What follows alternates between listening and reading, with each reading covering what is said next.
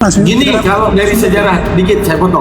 Kalau dari sejarah, Bang, sejarah itu mau dari agama manapun menuliskan Yesus sebagai manusia pernah hidup. Sejarah yang menuliskan Yesus sebagai Tuhan cuma satu agama, agama abang doang. Menunjukkan apa? Ini subjektif. Ketika kita misalnya nih, saya pengen nyembah Kores nih, pengen nyembah Kores. Ya pasti dong, saya tulis Kores sebagai manusia yang pernah hidup dan saya Tuhan kan. Saya tulis dia adalah Tuhan. Dengan segala rekayasa cerita, pokoknya dia harus Tuhan. Oke, dan kesimpulan yang Abang bilang bahwa Gini dulu adik. Sebentar. jangan ini nanti kepanjangan. Penontonnya nanti udah kayak gereja. Sabar dulu. 1 menit dulu. Enggak, saya ambil kesimpulan dulu. Bapak ini nggak berhenti-berhenti ngerocos. Kayaknya dia paham akan kecerdasan saya, teman. Karena dia paham apa yang akan menimpa dirinya. Makanya dia nggak mau saya bicara. Sekarang ketika saya diizinkan bicara, di sini dia mampus. Perhatikan.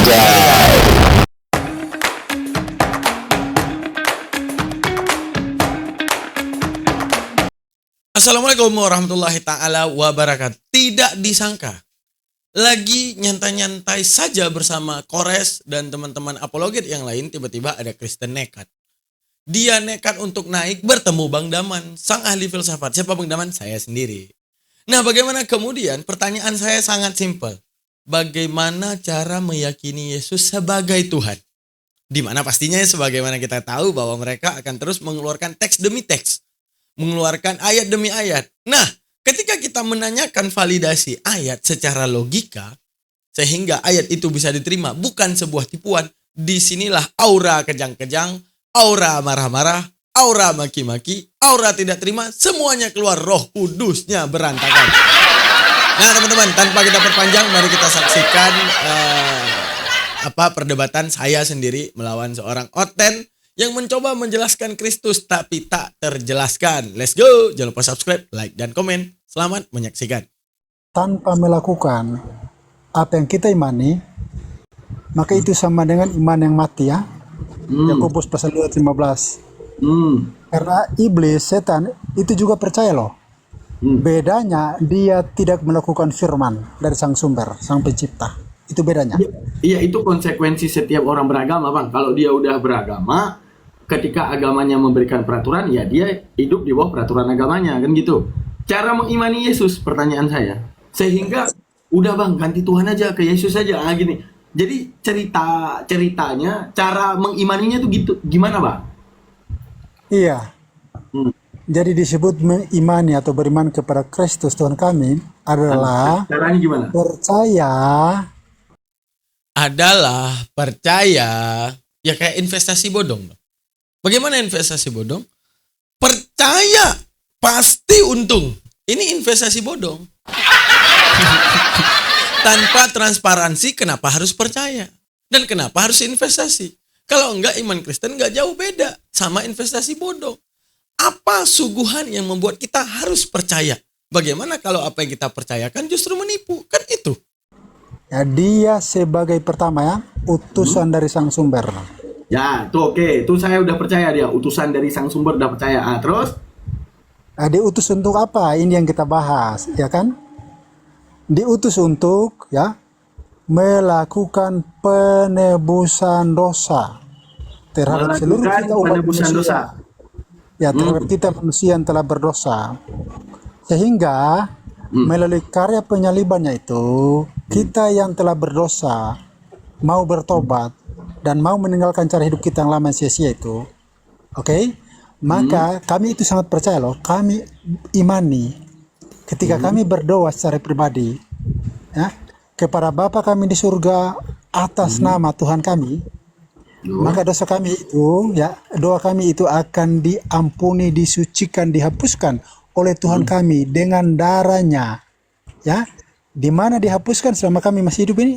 Di dalam 3 catatan buku di sorga. Ada buku kehidupan. Susah kali guys. Bapak ini masih belum tahu pertanyaannya kayaknya. Saya bukan nanya bagaimana kemudian investasi ini ngasih untung. Nah, yang saya tanya, apa proses yang membuat investasi ini pasti untung gitu. Ya, bahwa dia akan menebus dosa kita dengan darahnya. Ya itu kan kamu kayak ngejualan fitur. Cuman langkah untuk dapat fitur ini kamu nggak bilang. Ya nggak teman-teman? Maksudnya bagaimana? Boleh kita bilang kamu jaminan surga dengan alasan berbuat baik. Setiap dosa pasti akan diampuni dengan konsep maghfirah, itu Islam. Selesai konsep bahwa pasti surga. Karena apa? Setiap kesalahan pasti akan dimaafkan. Nah kalau mereka dengan darah, yang penting percaya. Apa hubungannya? Kesalahan, tebusannya minta maaf. Kesalahan, tebusannya pembunuhan. Ini patut dipertanyakan. Makanya saya tanyakan, Bapak. Ada Ya. buku peringatan dan ada buku catatan dosa. Oke. Terus cara kita tahu itu nggak bohong gimana caranya, Bang? Oke, supaya kita tahu, jangan-jangan apa yang saya sampaikan ini cuma sebuah penipuan atau kebohongan. Di situ. Takutnya gitu karena Nah. kita hidup sekarang. Ini kejadian udah lama banget nih. Mana tahu itu orang memang nggak pernah ada, terus kan? Atau bisa jadi ceritanya berubah. Nah ini dari mana kita tahu nih? Kan nggak mungkin kita panggil Doraemon buat pergi ke sana gitu, kan nggak mungkin. Oke, ya. Jadi kenapa saya percaya sekali secara pribadi bahwa pertama sumber iman kami adalah Alkitab. Ya. Kenapa kami percaya itu? Lah katanya dia teman-teman percaya karena Alkitab. Lah apa beda sama agama lain? Percaya karena kitabnya. Hindu, kamu kira percaya Alkitab? Enggak, mereka percaya kitab Weda. Bagaimana kalau Hindu bilang, kenapa membuktikan bahwa Hindu benar? Ya karena kami baca kitab Weda. Sekarang pertanyaannya, Bapak mau nggak imani kitab Weda? Kan enggak. Nah ini masalahnya kami di Islam. Tidak mau mengimani Bible. Nah, kasih tahu dong alasan harus mengimani. Bukan Bapak bilang pasti untung investasi bodong, ini enggak bisa, Pak. Karena Alkitab itu kebanyakan berisi nubuatan. Apa itu nubuatan? Sesuatu yang belum terjadi disampaikan, diamarkan. Dan ternyata 98% nubuatan dalam Alkitab, ya, itu satu persatu telah terjadi. Dunia Contohnya? ini kurang hanya 2%. Saya contohkan ya. Dari sekian banyak nubuatan toh. Oke, tentang Daniel pasal 7 ayat 25. Ada satu kuasa yang disimbolkan dengan tanda kecil. Yang punya kerjanya adalah menentang sang sumber. Ya. Kemudian berusaha merubah hukum dan waktu. Dan menganiaya umat kudus milik amat tinggi selama 1 masa, 2 masa, dan setengah masa. Kita adalah generasi yang sangat beruntung loh. Kenapa? Karena kita hari-hari ini dimudahkan dengan internet. Jadi contoh, kita mencari tahu data sejarah. Kan kita kurang, ya, main klik kiri kanan langsung. Gini, kita dapat kalau dari sejarah, dikit saya potong. Kalau dari sejarah, Bang, sejarah itu mau dari agama manapun, menuliskan Yesus sebagai manusia pernah hidup. Sejarah yang menuliskan Yesus sebagai Tuhan cuma satu agama, agama abang doang. Menunjukkan apa? Ini subjektif. Ketika kita misalnya nih, saya pengen nyembah Kores nih, ya pasti dong, saya tulis Kores sebagai manusia yang pernah hidup dan saya tuhankan. Saya tulis dia adalah Tuhan. Dengan segala rekayasa cerita, pokoknya dia harus Tuhan. Baru dikatakan Kores benar Tuhan, kalau agama yang tidak mengimani Kores Tuhan juga catat sebagai sejarah dia Tuhan. Gitu. Nah, yang saya tanya, ketika sejarah menuliskan Yesus sebagai tokoh pernah hidup, oke, saya terima, saya tepuk tangan. Semua agama menuliskan dia tokoh pernah hidup, selesai. Kalau abang mau nyangkutin itu ke sejarah, sejarah mana selain Kristen yang menulis Yesus Tuhan? Nggak ada. Sejarah mana coba? Oke, gantian. Ya. Kalau saudara ya, adik ya, saya panggil kamu adik ya. Kalau Ya. adik mau cocokkan dengan contoh pengakuan agama lain, contoh agama Islam, ya, agama Islam. Kesimpulan adik kan, agama saya kan tidak mengakui bahwa Tuhan itu Tuhan. Itu kan narasi kamu kan. Kalau adik juga tahu fakta sejarah, ya, nabimu itu hidup abad keberapa?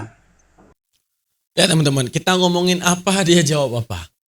Saya bilang, berarti kan pondasi mengimani Yesus, dia bilang fakta sejarah. Kalau dia bilang fakta sejarah, berarti karena sejarahnya. Nah, kalau karena sejarahnya, bagaimana setiap sejarah itu nggak ada yang catatin Yesus sebagai Tuhan. Sejarah hanya mencatat Yesus sebagai manusia. Cuma Kristen yang mencatat dia sebagai Tuhan. Nah, kenapa kami harus percaya sejarah Kristen? Sedangkan ada begitu banyak sejarah selain Kristen yang mencatat dia sebagai manusia biasa. Ini yang jadi masalah Bapakku. Dan Setuju. Tuhan kami hidup abad keberapa? Abad ya? 1. Apa satu? Oke, jadi 1 ke 7 artinya 600 tahun. Boleh? Oh, ya. Terus? Nah, itu. Nah, dengan demikian, bayangkan, bagaimana mereka tidak pernah menyaksikan, lalu bisa mengklaim, oh dia bukan Tuhan. Sementara agamamu tidak pernah menyaksikan. Coba kamu renungkan itu. Karena perawakan yang dia tampakkan bukan perawakan Tuhan, tapi perawakan manusia. Saya pun kalau ketemu ada orang tiba-tiba ngaku Tuhan dalam bentuk manusia, saya juga akan katakan kamu manusia. Buktinya kamu akan tidur sama seperti saya. Buktinya kamu akan beol sama seperti saya. Sama. Kecuali Gini adik. Gimana? Gini adik. Sebenarnya gini. Kita berdua kan sekarang hidup. Kita berdua ini. Lalu bagaimana kita berdua mau gambarkan peristiwa 17 Agustus tahun 1945 ketika para tokoh negara kita memulai menyusun berbagai macam cara untuk memerdekakan negara kita. Kita tidak pernah hidup di zaman itu. Iya. Bagaimana gini loh adik, gini. Bagaimana kita menggali dari mana? Dari mana supaya kita pastikan itu kebenaran bahwa tertanggal 17 Agustus 1945 Soekarno memerdekakan negara kita. Kita kan tidak pernah hidup, ingat ya? Maka untuk memastikan kebenaran kita harus gali kepada sumber yang sebenarnya di situ, yang waktu itu adalah saksi hidup yang menyaksikan peristiwa itu. Jangan kita tanya di orang yang lahir di tahun 70-an atau 80-an. Harus kita tanya di orang yang hidup di tahun 1945 itu. Di situ baru kebenaran kita dapati. Nah, di sini dia mau bunuh diri. Kenapa aku bilang mau bunuh diri? Ya bentar lagi lihat pertanyaan aku yang membuat dia kejang-kejang. Karena dia melandaskan bahwa abad ke-7 ini tidak bisa dipercaya. Kenapa? Karena yang terakhir. Berarti ingat ya, tanamkan dalam hati kalian bahwa yang datang terakhir pasti salah. Kita lihat standar ini, kita tembak balik ke mulut mereka. Ancur-ancuran iman mereka. Roh Kudusnya kejang-kejang. Roh Kudusnya pegalinu dengarnya. Nggak percaya? Nih, kita buktikan. Kalau di orang yang lahir di tahun 80-an atau 90-an, bayangkan kalau seandainya dia menyatakan, oh sebenarnya Soekarno itu kan dia proklamasikan negara kamu itu kan tanggal 20 Januari, ya toh? Lalu kita generasi sekarang tanpa meng-cross checknya, lalu kita percaya doang, oh benar kan tanggal 20 Januari kan? Itu maksudnya kita harus gali, kalau bicara sejarah, gali kepada sumber yang benar. Barulah kita ketemukan. Kalau kita mencari di atas, bayangkan data di atas tahun 500 tahunan, tahun 600 tahunan, jangan-jangan cuma rekayasa lalu kita terima. Jangan-jangan sehingga di atas tahun 600 tahunan itu kan menolak bahwa Tuhan kami pernah disalibkan. Sementara yang saksi hidup itu kan ada tercatat dalam Alkitab. Siapa dia? Contoh Petrus. Petrus ini kalau adik pernah baca Alkitab, dia adalah orang yang paling dekat dengan Tuhan kami. Oke? Bagaimana dia Tuhan kami ditangkap, Petrus menyangkal dia sampai pada proses penyaliban sampai kebangkitan. Oke? Itu Petrus itu orang paling dekat.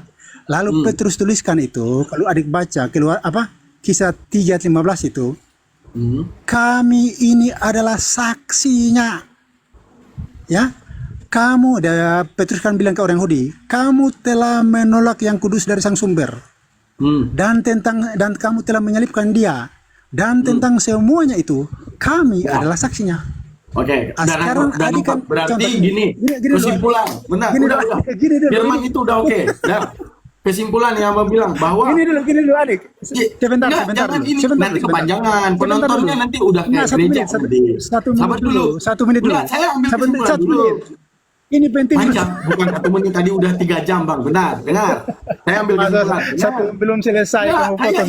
Tidak elok kita diskusi. Iya, santai. Iya kan dari tadi saya bilang ini udah selesai. Jadi ini kan sumber yang benar, ya. Sumber yang benar itu orang yang menyaksikan. Itu sumber yang benar. Poinnya saya udah dengar. Lalu kamu percaya? Bapak ini nggak berhenti ngerocos. Kayaknya dia paham akan kecerdasan saya, teman-teman. Karena dia paham apa yang akan menimpa dirinya. Makanya dia nggak mau saya bicara. Sekarang ketika saya diizinkan bicara, di sini dia mampus. Perhatikan. Orang yang hidup di atas tahun 600 tahun, yang tidak pernah melihat peristiwa itu. Dan kamu hari ini lebih percaya itu. Sementara sumber yang benar menyaksikan peristiwa penyaliban dan seterusnya itu. Sekarang kamu kan percaya kepada sumber yang di atas tahun 600-an kan? Iya, Sementara abad pertama nangkep. yang melihat itu kamu tolak. Ya, nangkep. Udah. Itu masalahnya.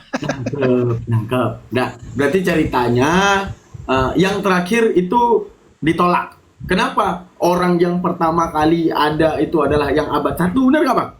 Tiba-tiba yang abad 7 bilang nggak disalib gitu Bang.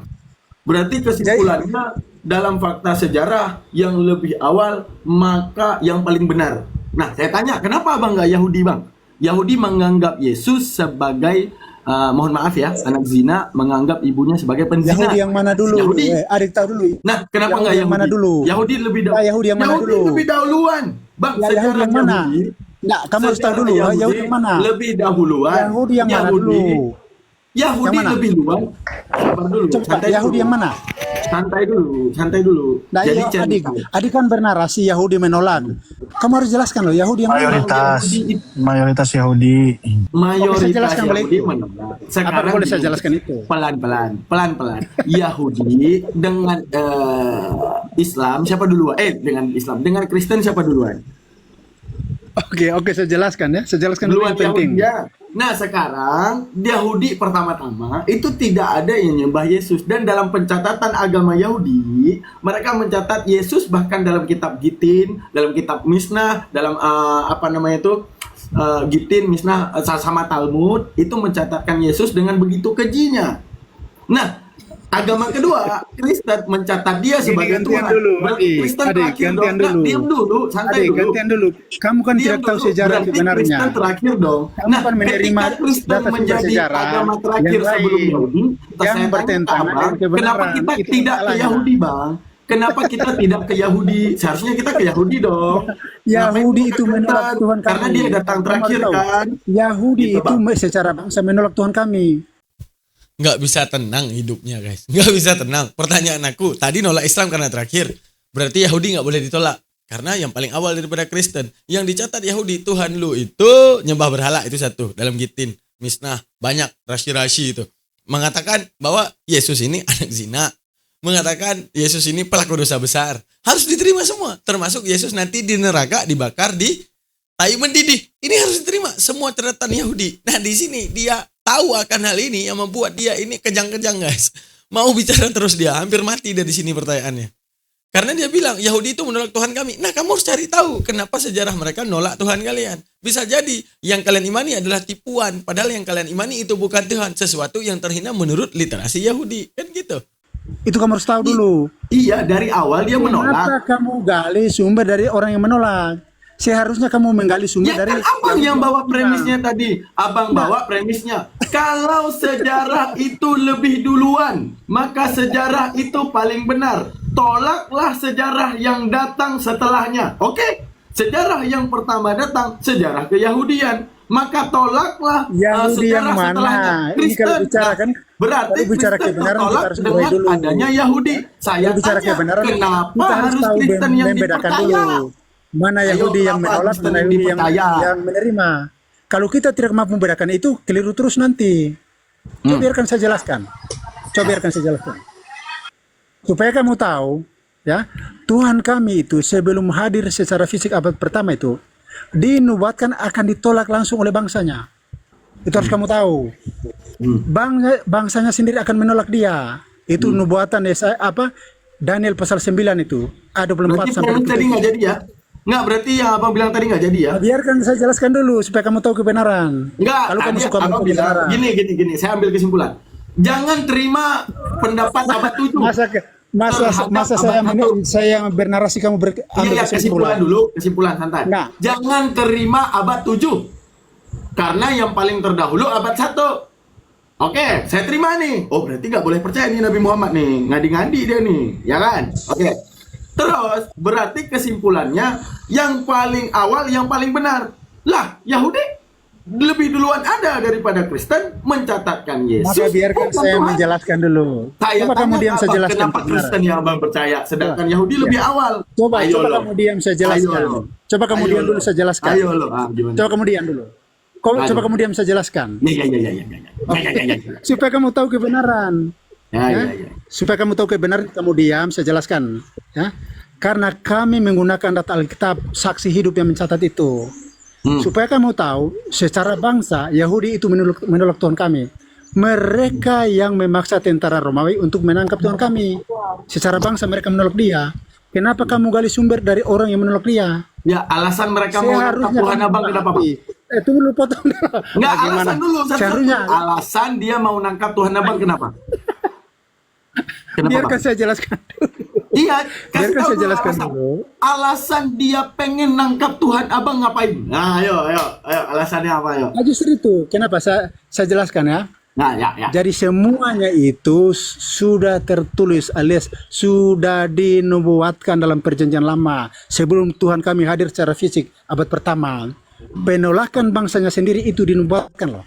Kamu baca itu Daniel pasal 9 ayat 24 sampai 27 itu. Itu sehingga kami itu tidak heran kenapa secara bangsa waktu hadir secara fisik abad pertama merekalah yang melaporkan dia ke penguasa Romawi, memaksa dia melalui tentara Romawi menangkap dia. Iya, Bangsanya menolak dia. Alasannya. Justru itu kenapa? Alasannya Karena mereka menolak dia. Karena yang dalam pikiran mereka raja yang dinubuatkan sang Mesias yang dinubuatkan dalam perjanjian lama itu, mereka punya keinginan tuh ketika dia hadir dia akan membebaskan orang Israel dari penguasa Romawi. Harusnya senang Itu dong. kerinduan Kalau mereka. dia datang membebaskan Israel dari bangsa Romawi, seharusnya senang, bukan disuruh tangkap. Ini lucu nih, bercanda Bang nih, nggak mungkin. Justru itu kamu harus tahu misi utama. Justru itu kalau kamu diam, saya jelaskan misi utama dari Tuhan kami hadir di Jangan dunia. misi Yesus. Dia dari sorga loh. Kita lagi bahas tolaklah Muhammad karena datang abad 7. Kenapa kita tidak tolak Kristen karena datang setelah Yahudi? Ayo lo.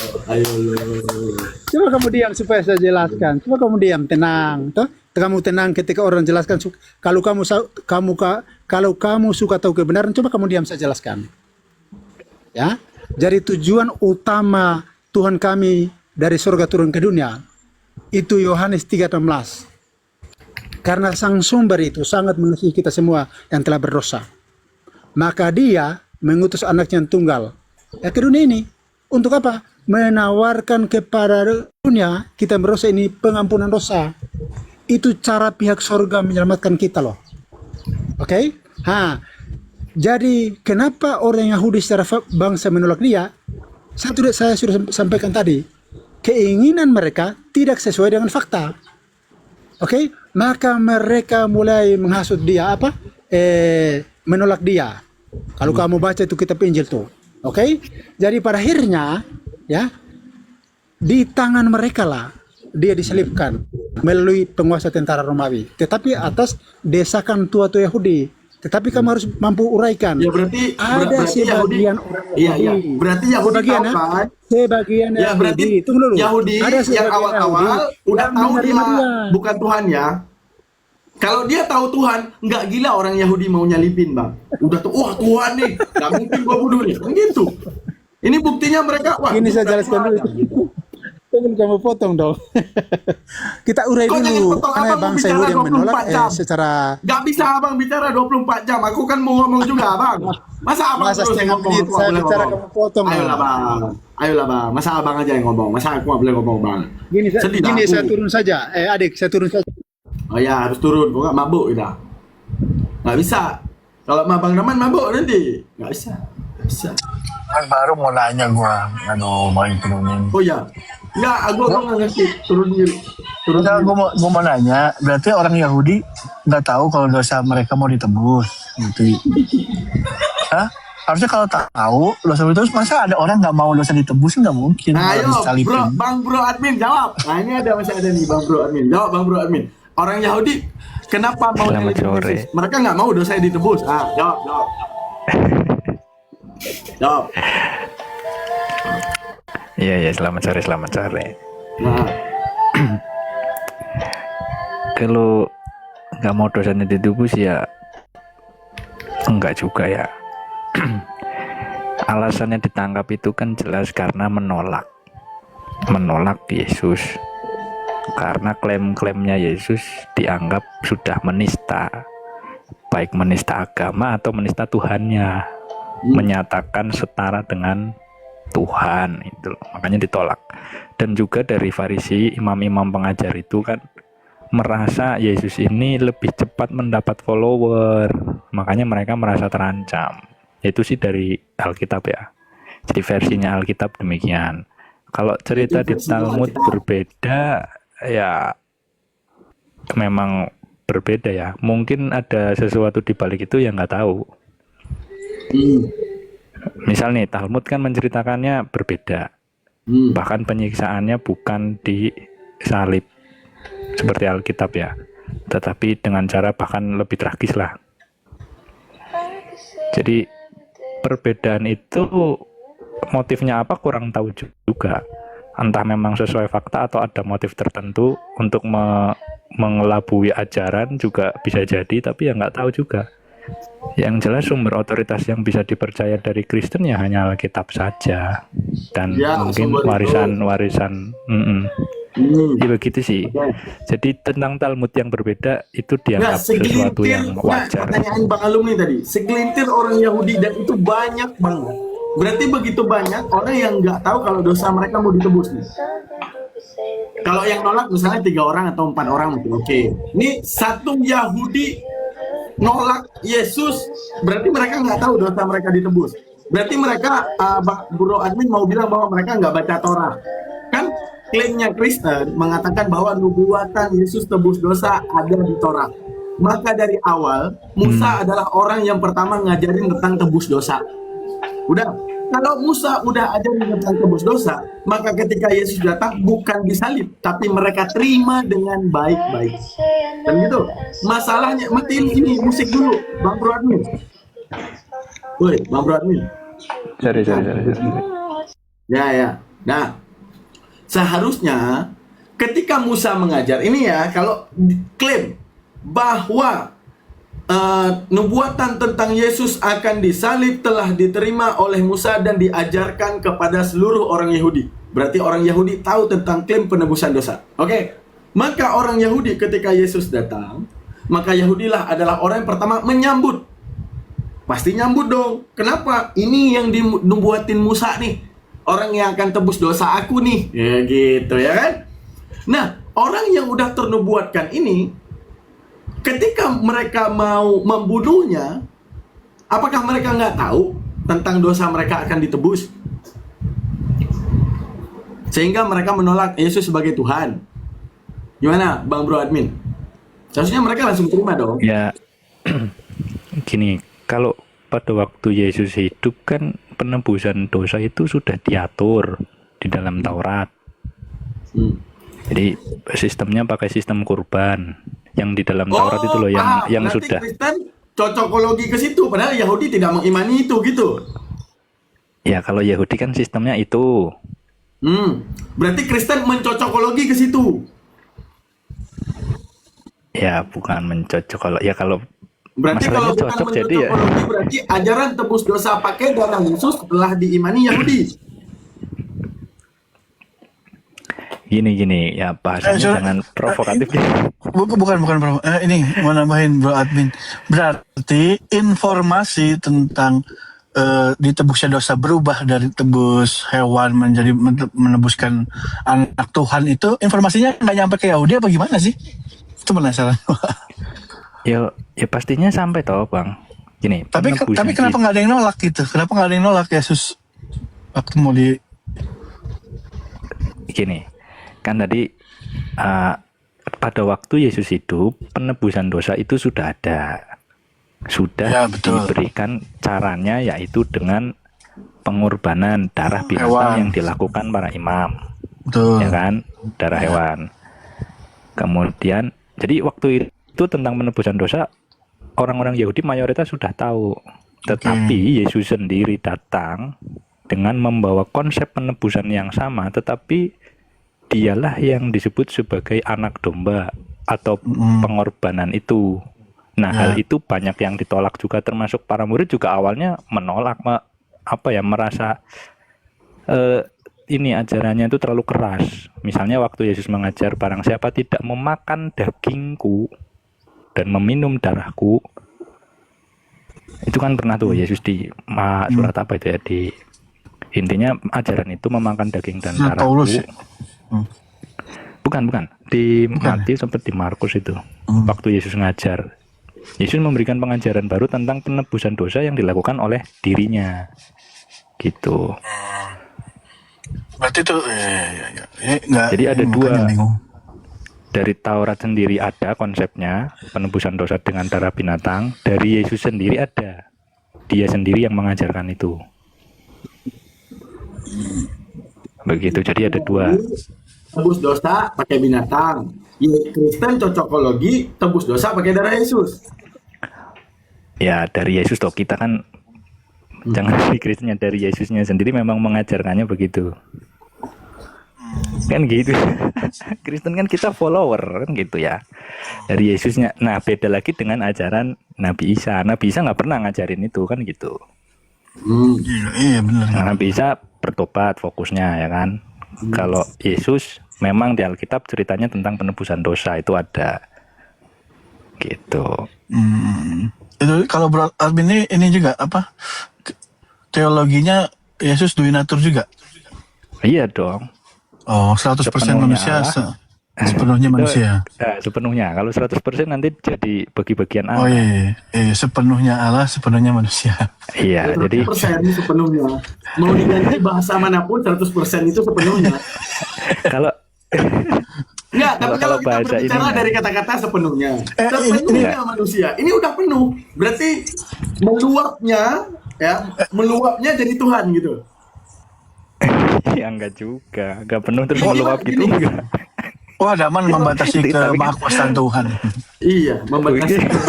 Ya, itu harusnya aku yang ngomong tuh Bang. Oh iya, salah saya.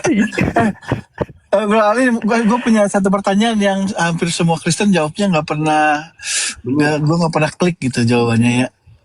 Ini nih, Gimana? kan kalau Yesus itu emang Tuhan, kan mereka kan tadi kan si bapak tadi tuh yang sebelumnya naik bilang kan bahwa saksi-saksi mata banyak gitu hidup melihat keajaiban dan mujizat Yesus gitu. Dan harusnya percaya dong bisa memberikan orang mati, oh dia Tuhan gitu. Harusnya kan percaya ya.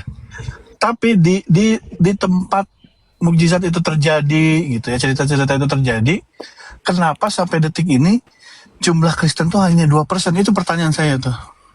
Di Palestina. Kenapa jumlah Kristen hanya 2%? Berarti kan hanya 2% yang percaya Yesus itu Tuhan gitu. Padahal di tempatnya, lokasi kejadiannya, mungkin anak cucu saksi matanya ngumpul di sana dong harusnya. Ya enggak? Anak cucu turun-menurun harusnya ceritain dong. Dulu kakek melihat Tuhan loh.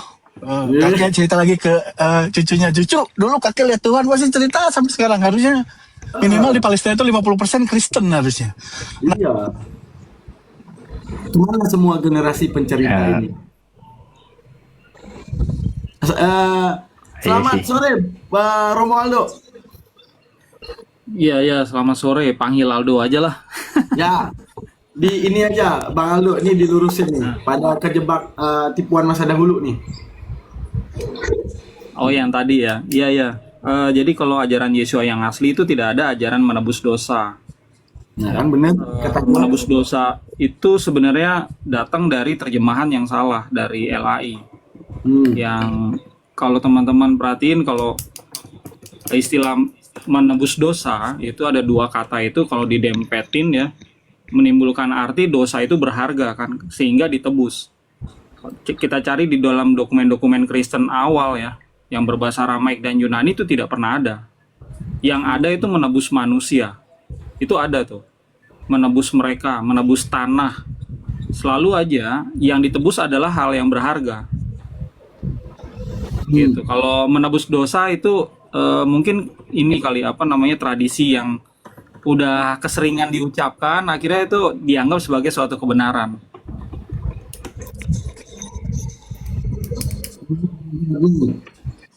Ya, Udah jawab, Bro Admin dulu jawab yang pertanyaan gue tadi, gue masih penasaran nih pertanyaan. betul. Ya, Ya misalnya nih, dodol dari Garut sampai detik ini paling banyak dodol jualan di Garut gitu kan ya gampangnya. Nah gitu. betul. Ya kayak nasi Padang dong. Nasi Padang di Padangnya nggak begitu banyak, paling banyak di luar-luar tuh. Banyak di Padang mas. Oh gitu ya. Wah, ada. Di Padang itu warteg aja tuh nasi Padang gitu. Di Padang. Itu orang masak di rumah walaupun nggak ditulis apa Rumah makan di Padang. imbau di rumah masaknya nasi Padang. Makannya masakan nasi Padang. Nah, gimana Bang Bro Admin? Bagaimana gap sejarah ini Bang Bro Admin bisa buktikan nih seperti yang ditanyakan. Kalau ini saya nih ya, contoh nih saya jadi tetangganya Yesus, bener pertanyaannya, saya jadi tetangga nih, pop lahir, Tuhan nih lahir. Pasti nanti saya cerita ke anak, nah ini tanah yang diberkati, Tuhan aja lahir di sini. Nanti anak saya cerita. Nah ini generasinya tiba-tiba hilang di Palestina, kenapa nih Bang? Waduh, kalau itu Berat, apa ya? kan? Coba nggak ngerti ya. Atau pada hijrah ke Itali gitu, mungkin di Itali lebih enak hidupnya. Oh, atau ini yang menyaksikan Yesus sebagai Tuhan waktu itu migrasi ke Italia, bener nggak? Mana tahu ada naskahnya itu? Nah, Ya itu bisa migrasi jadi. semua. Ya makanya penasaran ya. Soalnya Tapi- nggak ada yang memuaskan jawabannya, Bang. Tapi Bro. gini, kalau dilihat dari riwayatnya ya, pada waktu Yesus hidup saja itu hanya para murid yang benar-benar percaya. Dari sekian banyak orang Yahudi yang ditemui, hanya para murid yang benar-benar dianggap percaya. Setelah Kalau kebangkitan itu yang menurut aku, mereka Bang yang Bro, ketemu. para murid dituliskan percaya. Paham maksudnya bro? Para murid dituliskan percaya. Belum tentu mereka bisa dibuktikan mereka benar percaya. Karena kayak contoh gini, Bang Bro Admin percaya nggak saya sebagai Tuhan? Bang Bro Admin jawab, enggak, saya nggak percaya kamu Oke. Tuhan. Udah, tapi orang kemudian hari bisa tulis, Bro Admin aja percaya daman Tuhan. Nah, pembuktian Bro Gini. Admin itu nggak bisa ini. Bukan Gimana kan cara gini. Bang Bro Admin memastikan, karena gini, Yesus ngomong, waspadalah terhadap penyesat waspadalah terhadap nabi-nabi palsu yang menyamar seperti domba padahal dia serigala yang buas. Menyamar seperti domba dalam istilah perumpamaan, setiap perumpamaan yang dibentuk itu punya maksud. Saya umpamakan orang seperti kambing karena bau badan. Saya umpamakan orang serigala yang menyamar dalam kawanan domba, di mana sifat daripada serigala itu ganas, memangsa domba. Tapi domba tidak sadar. Domba itu tidak sadar. Karena apa? Yang dilihat oleh para domba adalah domba itu sendiri. Padahal itu adalah serigala yang buas. Artinya, perumpamaan Yesus memberikan umpama akan ada orang-orang yang masuk dalam kawanan domba yang digembala Yesus, yang kemudian merenggut segala ajaran dari dalam.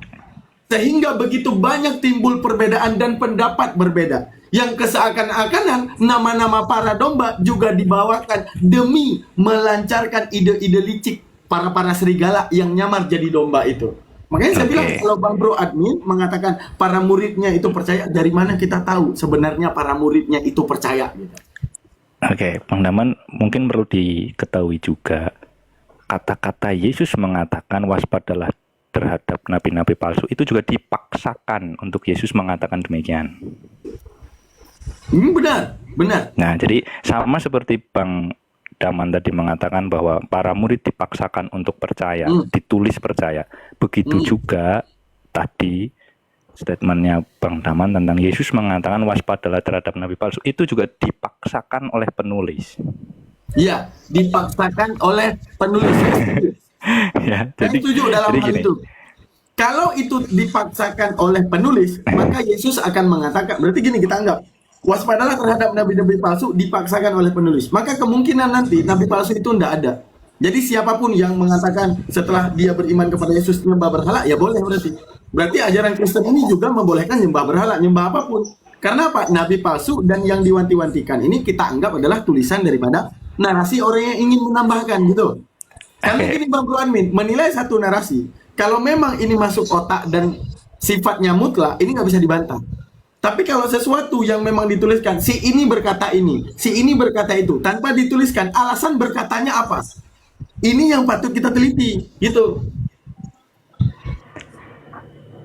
Ya, maksud saya gini. Kayaknya Romualdo Kalau mau masuk ya, silakan Romo. Ya, silakan Romualdo. Iya, kalau teman-teman lihat ya kosakata nabi ya, itu artinya di dalam KBBI kita adalah orang yang menjadi pilihan Allah SWT untuk menyampaikan wahyunya. Jadi, kalau kita konsisten ya, menerjemahkan dokumen Kristen itu ke dalam bahasa Indonesia, maka tidak ada kata nabi satupun. Yang di dalam perjanjian lama kayak Daud, terus ada Yesaya, Yeremia, dan lain-lain, itu bukan nabi. Ya, begitu juga di dalam perjanjian baru tidak ada kata nabi. Yeshua juga bukan nabi. Karena kalau kata nabi itu harus ada, maka sosok Allahnya juga harus ada di dalam dokumen itu. Ya, yang Yeshua sebutkan dalam bahasa Aramaiknya adalah Nevia.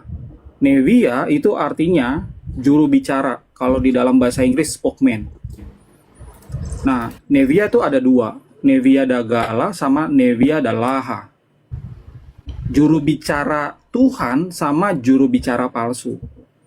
Jadi kalau kita mau lihat ya di dalam perjanjian baru itu nanti akan ada datang Nevia yang palsu, juru bicara yang palsu gitu.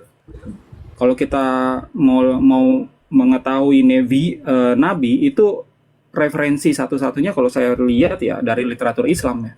Quran hadis itu ada nabi. Kalau di literatur Kristen dimanapun nggak ada. Lagi-lagi ini Kristen Indonesia bacanya tuh terjemahan yang salah gitu. Makanya udah terbiasa nyebut nabi gitu. Bahkan bilang kalau baginda Muhammad itu nabi palsu gitu kan. Padahal itu nabi, itu benar itu nabi. Baginda Muhammad karena sesuai definisinya tepat. Orang yang menjadi pilihan Allah SWT. Begitu. Gimana Bang Bro Admin? Ya, kalau soal konsisten struktur penggunaan dan pengertian kata, ya memang betul. Makanya nggak bisa Yesus disebut nabi. Allah itu nggak bisa. Itu betul secara struktur urutannya. Cuman memang kalau setiap kali coba Bang Bro Admin tuh jelasin. Yesus ini nggak bisa disebut nabi. Nah, kan kami pengen tahu nih alasannya kan gitu. Coba. ya tadi sudah disampaikan Bang Aldo. Kalau disebut nabi berarti sosok Allah SWT-nya harus ada. Sementara Yesus nggak kenal kan begitu. Sosok Allah SWT-nya harus ada. Harus Iya, ada dalam tadi seperti Bang ada. Gini, Bang Bro Admin. Disebut dengan kata-kata kangku, disebut dengan kata-kata mobil, ataupun dijelaskan tentang yang namanya mobil, ini objeknya sama. Contoh, mobil Avanza. Oke, dengan saya sebut punya ban 4 dan punya setir, mereknya Avanza, merek apa? Pokoknya kayak gitulah. Anggaplah Toyota.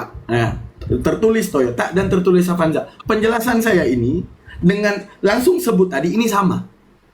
Ini sama. Begitu juga kita harus merujuk dulu ajaran dasar Abrahamik, menjelaskan definisi Tuhan. Apakah Tuhan itu sebab yang tak diawali, atau Tuhan itu boleh diawali? Apakah Tuhan itu kekal dan tiada mati, atau boleh mati? Ketika kita merujuk daripada Abrahamik menceritakan tentang Tuhan, jadi apapun yang dijelaskan Yesus tentang Tuhan, kalau masuk definisi tanpa sebut Allah pun, maka itu adalah Allah. Sama seperti saya bilang gini, Bang Bro Admin. Ini apa? Yuk ya, pas dia nyanyiin go. Udah saja. Ini apa? Korek. Nih, ini apa? Kita sebut ini korek. Oke. Tanpa saya sebut korek, kalau saya bilang, aku mau bakar rokok, pakai sesuatu yang nyala api, yang dia punya gas, yang dipantik mengeluarkan api untuk bakar rokok, korek juga. Sama juga seperti antara Nabi Muhammad menjelaskan ini Allah, pakai nama.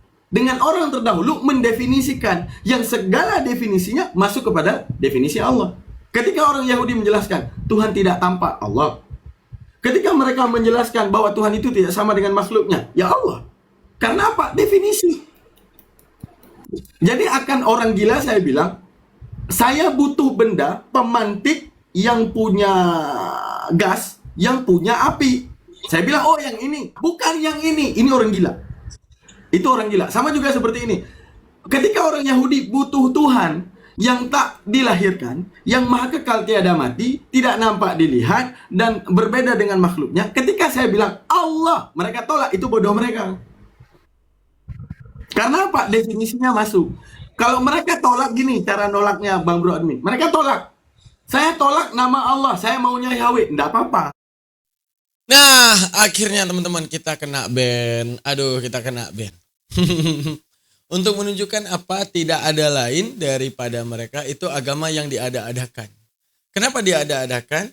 Seharusnya mereka itu agak kritis daripada apa yang saya tanyakan tadi bahwa keduluan Yahudi. Otomatis keduluan juga Yahudi yang mengetahui tentang Tuhan sebelum Kristen. Keduluan juga Yahudi yang paling tahu siapa Maria. Keduluan juga Yahudi yang paling tahu siapa Yesus. Sehingga ada gap catatan yang berbeda. Apa gap catatan yang berbeda? Catatan Yahudi mencatatkan begitu kejinya tentang Maria, begitu kejinya tentang Yesus. Kalau di dunia ini cuma ada dua agama, Kristen dan Yahudi, maka Yahudi lebih benar. Karena dia berada di awal. Oke? Karena dia berada di awal, dia yang paling tahu. Berarti ketika Kristen lahir, Kristen ini adalah agama yang tertipu dari seseorang yang mencoba menutupi aib. Artinya gini, Yesus ini jahat, emaknya juga jahat, dan seluruh keluarganya juga jahat. Udah dikasih tahu untuk diantisipasi. Agar tapi mereka menyembahnya. Berarti ada satu sosok pelopor yang mencoba membaik-baikkan agar mereka menyembah seseorang yang salah. Gitu. Tapi detik Islam ada, di sini dapat semua relevansi. Di mana Islam itu musaddiqan lima baina yadaiha. Membenarkan keduanya. Apa membenarkan keduanya? Ketika Islam mengatakan am taqulu anna Ibrahim wa Ismail wa Ishaq wa Yaqub wa asbataka nuhudan aw nasarakul afata'lamuna amillah. Nah, ini kena banget nih pernyataan Allah. Oi, seluruh dunia, apakah engkau akan mengatakan Ibrahim, Ismail, Ishak dan Yakub dan seluruh para nabi itu beragama Yahudi dan Nasrani yang kalian fitnah, keji persis seperti yang ada di kitab kalian? Kul afata'lamuna amillah. Adakah yang lebih mengetahui langit dan bumi ini selain Allah? Di sini Allah menyentil bahwa, sebelum datang Muhammad, terserah kalian. Mau catatin apa terhadap Rasulku, mau membuat tipu daya apa terhadap Rasulku, dengan segala hukum aku yang kau batalkan, dengan segala pemberlakuan yang tak pernah aku setujui. Oke, tapi tenang. Ketika datang rahmatan lil alamin, sang junjungan alam Nabi besar Muhammad sallallahu alaihi wasallam, dari lisannya aku ilhamkan kepada pemikirannya tentang relevansi para rasul yang telah kau fitnahkan dalam kitabmu wahai Yahudi, yang telah kau selewengkan dalam kitabmu wahai Nasrani. Nah, inilah kenapa kalau di dalam Islam itu, kenapa Islam harus datang terakhir? Islam harus datang terakhir karena relevansi kebenaran itu tidak butuh waktu kapan. Tidak ada yang namanya kebenaran itu yang lebih awal, yang terakhir salah. Tidak ada. Bisa jadi yang terakhirlah mengklarifikasi hal yang ada di awal. Sehingga hal kekeliruan yang ada di awal ini dapat dibenarkan di kemudian hari. Nah, ini menjadi relevansi kenapa Al-Quran datang terakhir. Nah, oke teman-teman, jangan lupa subscribe, like, dan komen. Jangan lupa titipkan komentar seputar video ini. Teruslah bersama Almantik Reaction dengan suguhan-suguhan logika yang memicu iman Anda semakin kuat. Saya Daman Huri, saya akhiri. Subhanakallah wa bihamdika, asyhadu an la ilaha illa anta, astaghfiruka wa atubu ilaik. Baik, assalamualaikum warahmatullahi taala wabarakatuh.